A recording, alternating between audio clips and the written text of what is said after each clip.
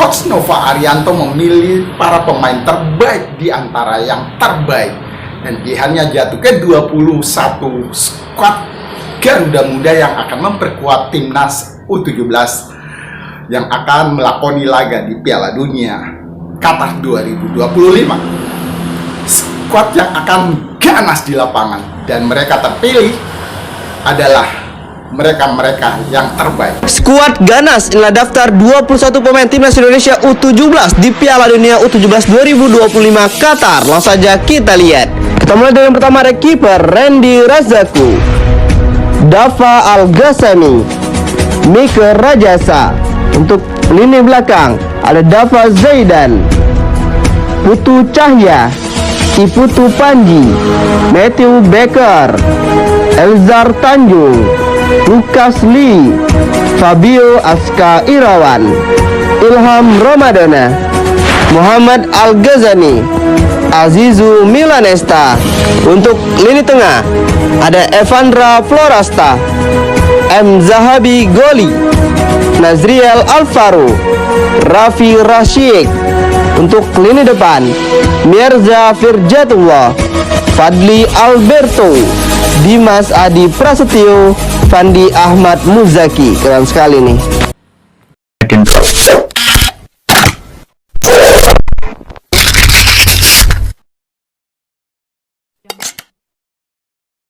Beberapa jam dari sekarang kita akan menyaksikan laga perdana timnas usia 17 tahun yang akan bertanding hadapi Zambia di lapangan yang sudah ditentukan oleh panitia penyelenggara. Kok lapangan bukan stadion?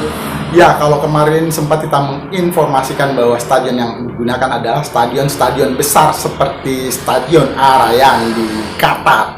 Tapi ternyata panitia penyelenggara dengan persetujuan dari Federasi Sepak Bola Dunia FIFA, Piala Dunia usia 17 tahun 2025 ini yang terselenggara di Qatar seperti sebuah festival sepak bola usia muda.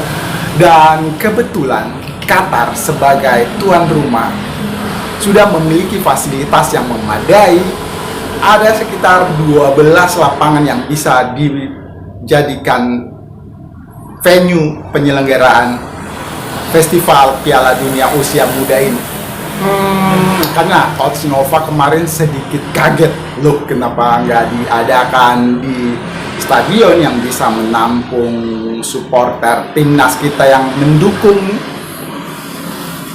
Tapi kenyataannya memang demikian. Jadi pertandingan akan dilaksanakan di sebuah arena atau lokal. Nova Arianto sempat mengira timnas U17 akan tampil di Stadion Megah, tapi ternyata seluruh laga Piala Dunia U17 digelar di Doha Sport City atau Aspire Zone Kompleks Latihan, bukan stadion utama. Tetap semangat Garuda Muda.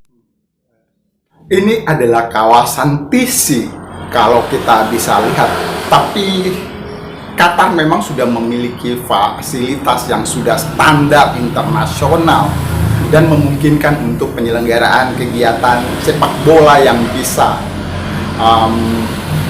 menampung banyak penonton. Dan setuju nggak setuju kita harus iakan. Dan stadion-stadion ini juga diberi nama. Berikut ini kita akan melihat ulasan dari teman-teman mimin kita GALZ Girls untuk menginformasikan lebih lengkap lapangan-lapangan yang akan digunakan pada penyelenggaraan Festival Piala Dunia Usia Muda kali ini.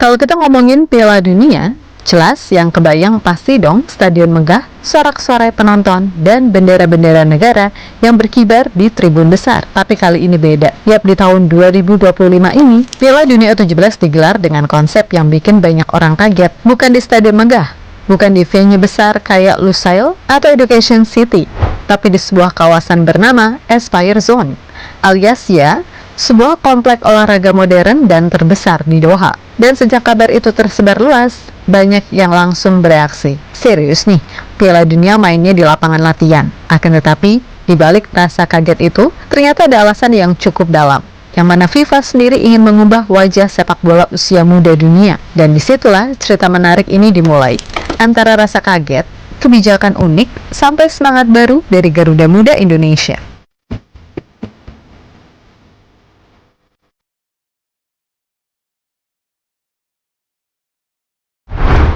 Secara umum, Aspire Zone sendiri sebenarnya bukan tempat sembarangan yang ecek-ecek. Ini tuh kompleks olahraga elit yang pernah dipakai buat latihan klub-klub top dunia seperti Bayern Munchen dan PSG. Ya, FIFA dan panitia lokal Qatar telah menetapkan kalau sebagian besar pertandingan akan digelar di 8 lapangan di kawasan ini. Aspire Zone diketahui memiliki lebih dari 10 lapangan latihan berstandar FIFA. Nah, lapangan-lapangan tersebut akan menjadi tempat pertandingan dari 48 negara peserta yang terbagi ke 12 grup. Baru nantinya, pertandingan final akan digelar di Stadion Internasional Khalifa, Doha. Yap, terkait lokasi pertandingan, Coach Nova sendiri dalam wawancara bersama Liputan 6 mengaku awalnya mengira kalau timnas Indonesia U17 akan bermain di stadion-stadion besar seperti di Stadion Jasim bin Hamad. Namun ternyata konsep ajang tersebut memang seperti festival dan diselenggarakan di lapangan-lapangan latihan. Jujur, di awal ekspektasi saya adalah kami bermain seperti di stadion-stadion yang pernah kita lakukan di timnas U23 maupun timnas senior selama di Qatar. Tetapi memang saat kami melakukan workshop, begitu disampaikan memang kami berbentuknya seperti festival dan kami akan bermain di Aspire Academy, ucap Coach Nova. Lebih lanjut, Coach Nova pribadi menegaskan nggak ada masalah soal tempat pertandingan karena memang secara kualitas udah berstandar FIFA. Hanya saja, menurut Coach Nova, atmosfer pertandingan pasti akan terasa berbeda. Tapi untungnya, timnas Indonesia U17 sudah merasakan atmosfer seperti itu kala pemusatan latihan atau TC di Bali United Training Center. Yap, keputusan itu sejatinya memang bukan tanpa alasan, di mana FIFA sengaja ingin membuat konsep baru, yakni Youth Football Festival. Jadi bukan lagi soal megahnya stadion, tapi efisiensi dan fokus pada pengembangan pemain muda. Ya, plus minus lah sebenarnya sih. Tapi yang jelas, Aspire Zone ini, semua lapangannya berstandar FIFA, berdekatan satu sama lain, dengan sistem pendingin udara luar ruangan. Artinya, pemain nggak perlu pindah jauh-jauh. Semua terpusat, dan kondisi tetap ideal meskipun cuaca Qatar panas.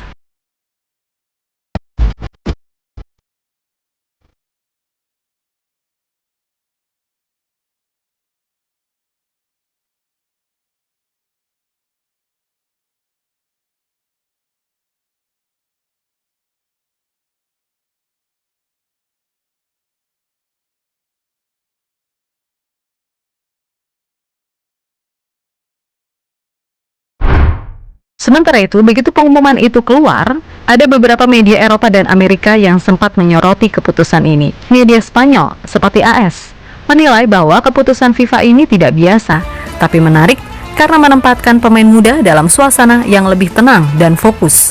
Sedangkan BBC Sport menyebutnya sebagai a bold experience in youth development, atau eksperimen berani dalam pembinaan pemain muda. Ada juga pengamat-pengamat dari Eropa Timur yang bilang ke media lokalnya kalau mereka awalnya heran kenapa FIFA nggak pilih stadion besar. Tapi setelah tahu konsepnya seperti festival sepak bola akademi dunia, mereka justru mendukung. Dan kalau Mimin pribadi, di luar dari ya pasti nggak akan semeriah kalau main di stadion besar, tetap ada plusnya kok. Semisal, jika dilihat dari sisi logistik, itu masuk akal banget. Semua tim tinggal di satu kawasan, jadi ya udah, nggak perlu perjalanan panjang antar kota. Biaya lebih efisien, waktu recovery lebih cepat, dan keamanan lebih mudah diatur, kan gitu. Tapi kalau kalian punya opini lain nggak apa-apa banget sumpah. Yang jelas, hal semacam ini tetap ada plus minusnya. Yang protes juga ada, yang setuju-setuju aja juga nggak apa-apa. Kalau ada yang bilang, loh ini kan Piala Dunia. Iya bener, tapi ingat, cuman Indonesia aja loh yang benar-benar fanatik habis-habisan dukung timnas dari level senior sampai junior. Makanya, kita tuh disebut bangsa yang unik dan sangat gila bola. Tapi sayang, yang senior gagal lolos ya. Mang sialan tuh El Bintang Laut dan kawan-kawan.